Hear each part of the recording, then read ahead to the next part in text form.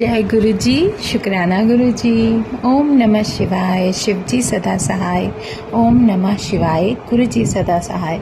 शुक्राना अनंतम शुक्राना मेरे महाशिव का, मेरे पूर्ण गुरु का, मेरे मालिक, हम सब के मालिक, जो भी इस धरती पर है उन सब के मालिक गुरु जी साहिब।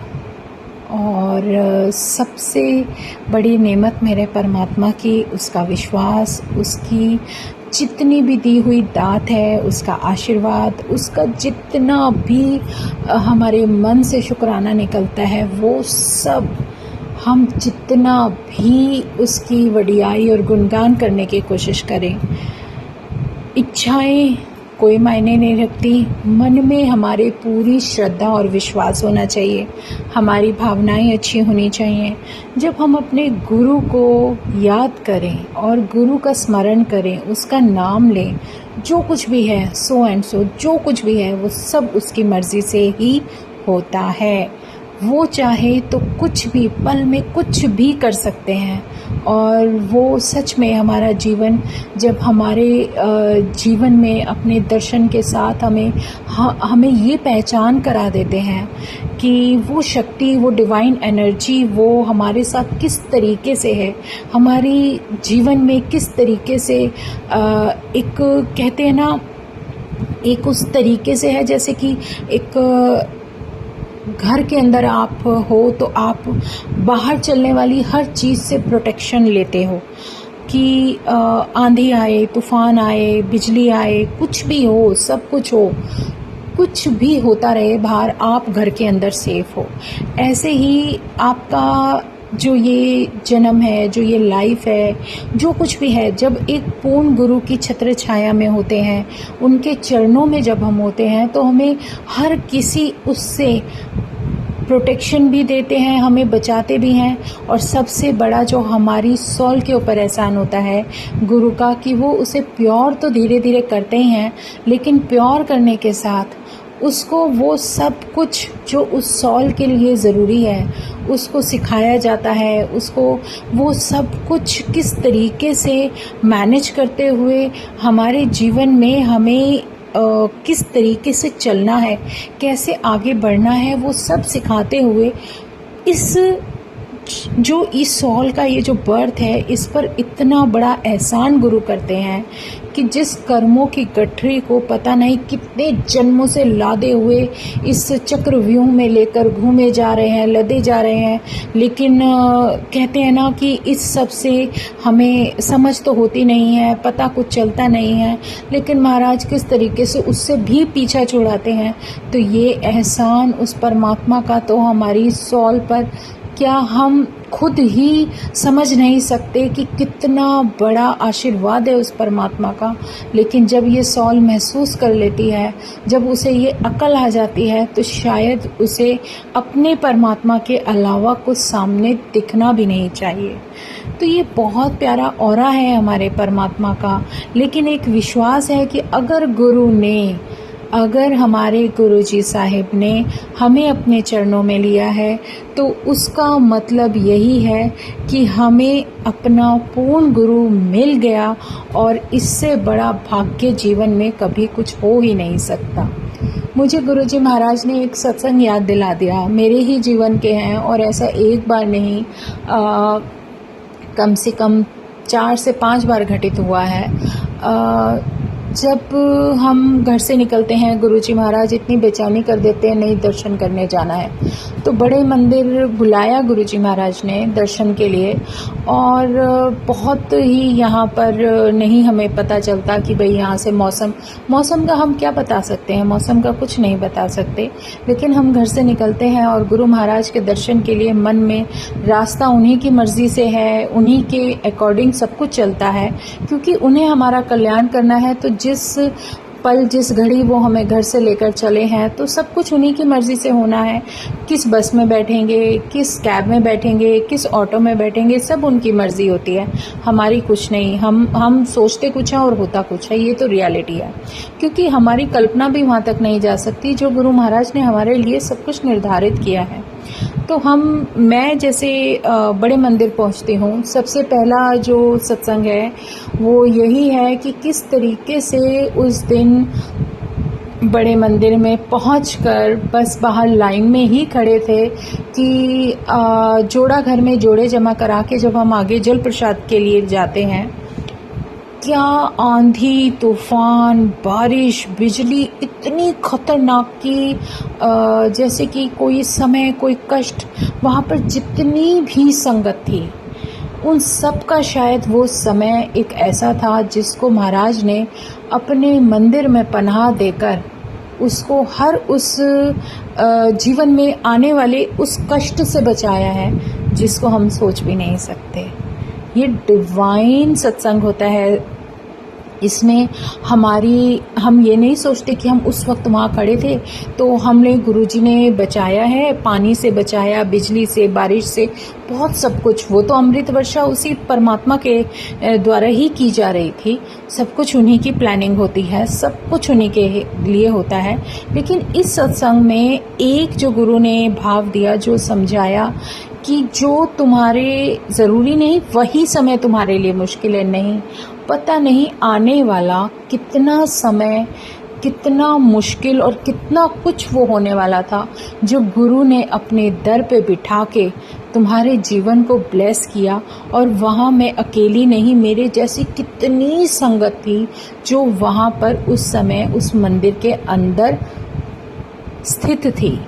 अब ये देखो, जो लोग वहाँ पर थे वो सब गुरु के ही बुलाए हुए थे और गुरु ने उन सब संगत को बुलाया जिनके लिए उन्होंने कुछ ना कुछ कल्याण और ब्लेसिंग सोची हैं। उनका आने वाला वक्त जो गुरु ने काट दिया, जो आगे जीवन में तुम्हें पता नहीं क्या मिलना था। हम सोचते हैं अरे हम परेशान हैं, ये टाइम देखना पड़ रहा है, ये टाइम देखना पड़ रहा है। हम ये नहीं जानते कि हमें इससे भी वर्स्ट देखना था जिससे गुरु महाराज ने बचा दिया। तो इसलिए शुक्राना करना है। लेकिन जब वहाँ पर खड़े हैं और इतने ओले, आंधी तूफान, बिजली, जो ज़बरदस्त, आसमान भी पूरा काला हो गया, उस परिस्थितियों से जब परमात्मा ने हमें बचाया ना, तो वो एक अलग ही ऑरा था। उसको समझ जाओ तो तुम्हारा जीवन सफल है, क्योंकि गुरु बिना किसी कारण के कभी कुछ नहीं करते। और उनके दर पर अगर कोई संगत है और जिसे उसने बुलाया है तो उस शक्ति ने उसका पूरा का पूरा जिम्मेदारी जिस तरीके से उठाई हुई है उसका शुक्राना तो करना नसीब वालों का काम है कि उसने तुम्हें अपने दर बुलाया और तुम्हारे पता नहीं जीवन से जुड़े हुए कितने ही समय को, कितने के समय को इस कदर बाहर के बाहर ही लौटा दिया कि कोई तुम्हें टच भी नहीं कर सकता। समझ जाओगे तो उसकी मेहर तुम पर बरसनी शुरू हो जाएगी और तुम्हें महसूस होगी। मेहर तो खैर वो बरसा ही रहे हैं, उनका आशीर्वाद और प्यार और ब्लेसिंग कभी कम नहीं होती। सिर्फ हम अगर अपने आप को उस परमात्मा के साथ जब उनके चरणों से जोड़कर अपने आप को जब उसके सामने इस तरीके से सरेंडर करते हैं कि जो हमारे अंदर का ईगो है ना, जो हमारे अंदर की स्थिति है, जो भी जैसी भी थी पहले नहीं पता, लेकिन वो शून्य हो जाए और गुरु महाराज जैसे करें, जैसे बता रहे हैं वैसे जीने की कोशिश करें, तो हम उसका आशीर्वाद ज़्यादा अच्छे से अपने सॉल पर आता हुआ महसूस करते हैं। उसकी दी हुई नेमत हमारे जीवन में इस कदर बरसात करती है कि उसको हम अपने आशीर्वाद जो हमारे जीवन में मिल रहा है ना, उसको धीरे धीरे धीरे समझने लगते हैं कि हाँ गुरुजी, ये तो तुमने ही किया था, ये तो तुमने बचा दिया, ये कर दिया। सच में धीरे धीरे सब समझ में आने लगता है। तो उस दिन फर्स्ट डे था मेरा, जो मेरे गुरु ने मुझे दिखाया कि किस तरीके से वो सब वहाँ पर सिचुएशन हो रही थी और मैं वहाँ खड़ी थी। वहाँ गुरु ने मुझे बहुत सारे लेसन दिए खड़े खड़े। नंबर 1, जैसे मैं वहाँ खड़ी थी, इतनी भीड़, इतना मतलब हम लोग बारिश की वजह से इतना सटके खड़े थे कि हम एक गर्दन भी घुमाकर नहीं देख सकते थे।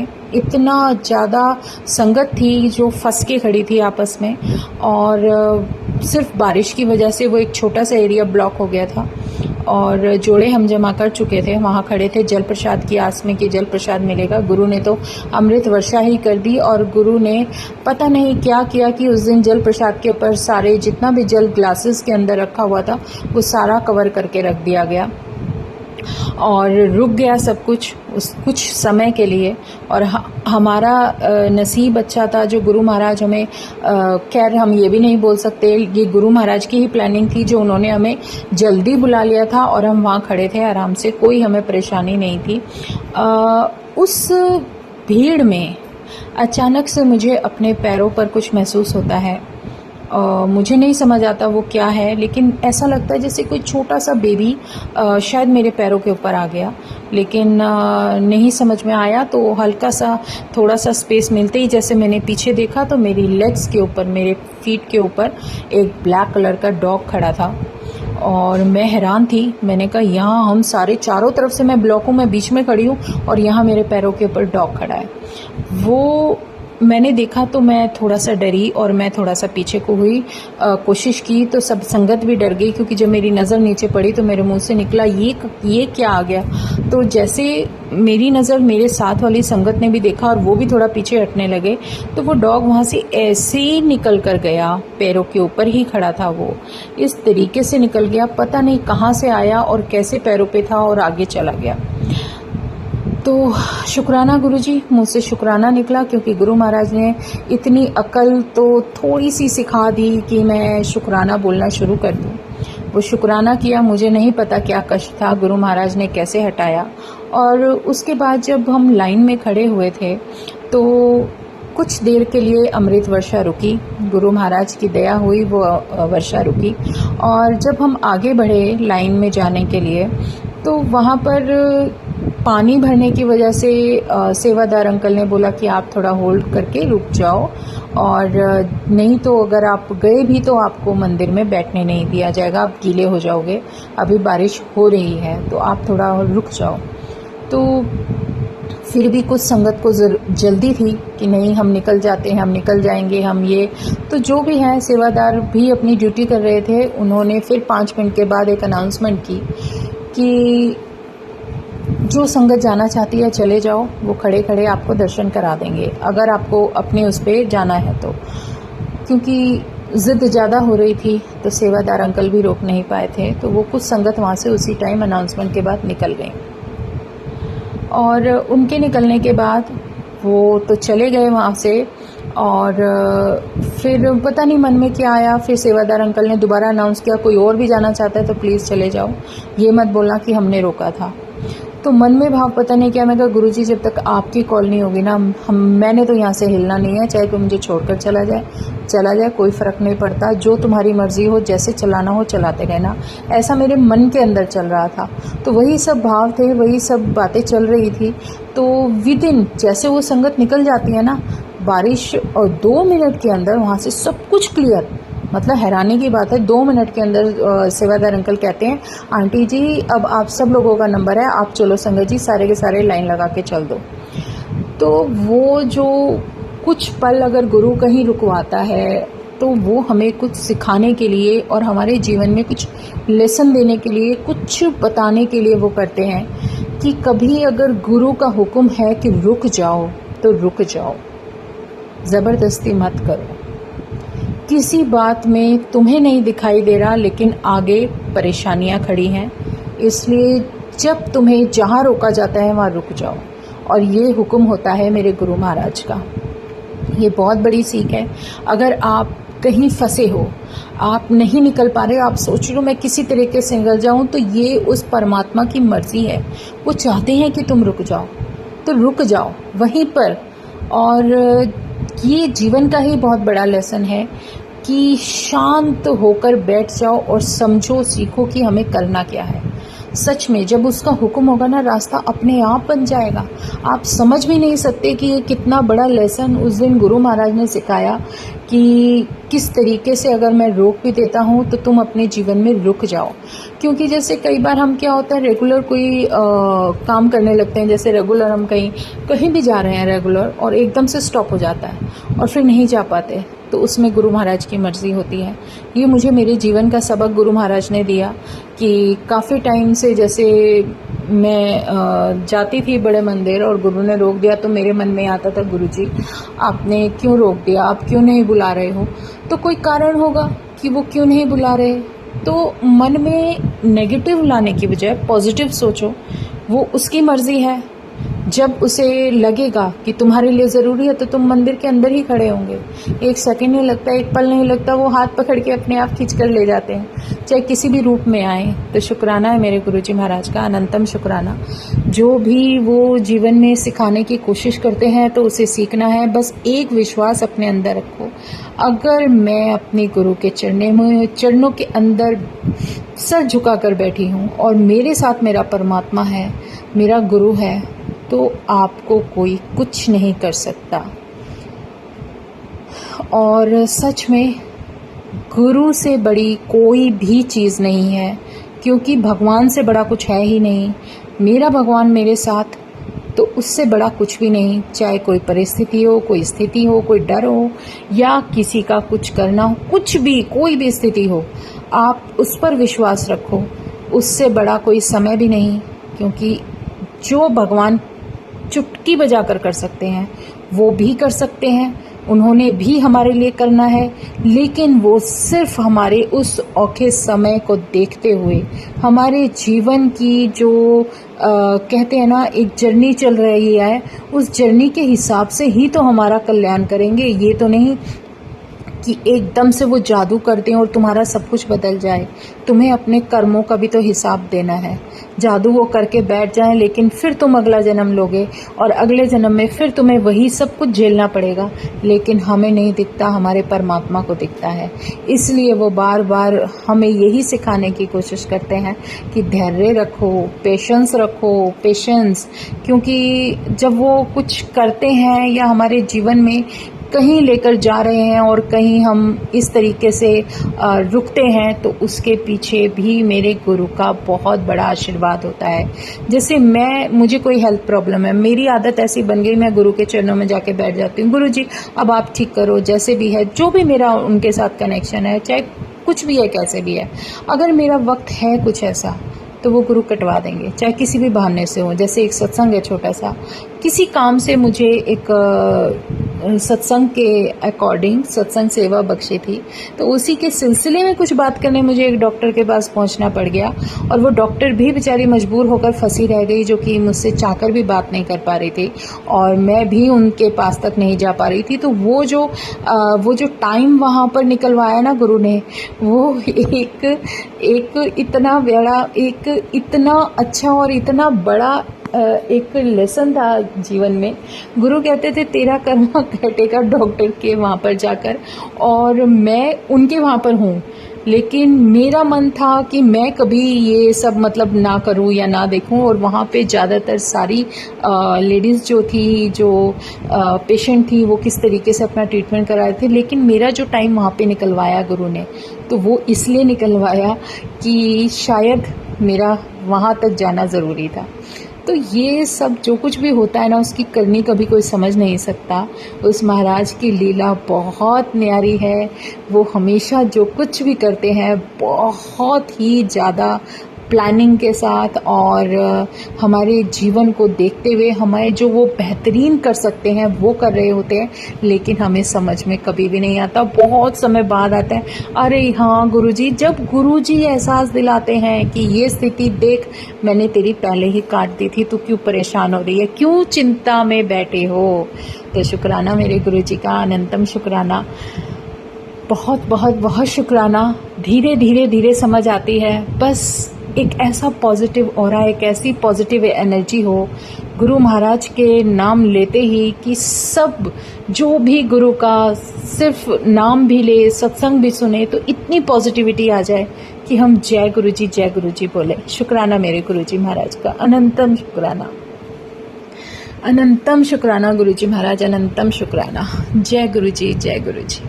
ओम नमः शिवाय, शिव जी सदा सहाय। ओम नमः शिवाय, गुरु जी सदा सहाय। मन में ऐसा ही आता है बस गुरु की वडियाई करते जाएं, और सच में वो वडियाई करते करते नहीं समझ आता कि गुरु जो सामने याद दिला दे। मतलब कई बार हम वो चीज़ें इतने अच्छे से भी एक्सप्लेन नहीं कर पाते। शब्द यही तो हाथ जोड़कर रिक्वेस्ट होती है, गुरु जी बस आपका जो सत्संग तुम मुझे जीवन में दे रहे हो उसको मैं बहुत अच्छे से बोल पाऊँ। तो शुक्राना गुरु जी का, अनंतम शुक्राना। ओम नमः शिवाय, शिव जी सदा सहाय। ओम नमः शिवाय, गुरु जी सदा सहाय। शुक्राना, अनंतम शुक्राना। जय गुरु जी, जय गुरु जी, जय गुरु जी।